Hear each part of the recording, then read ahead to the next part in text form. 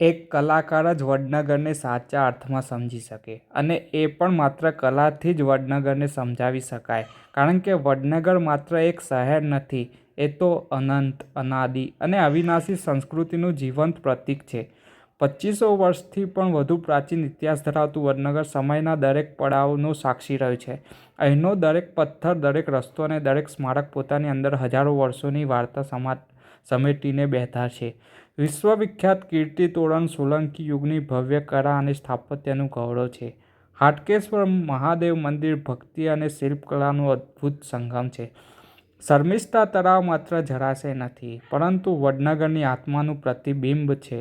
સંગીત પ્રેમીઓ માટે તાનારીરીની ગાથા આજે પણ ગુંજે છે, જ્યારે પુરાતત્વના અવશેષો સાબિત કરે છે કે વડનગર હજારો વર્ષોથી જ્ઞાન, સંસ્કૃતિ અને વેપારનું મહત્વનું કેન્દ્ર રહ્યું છે.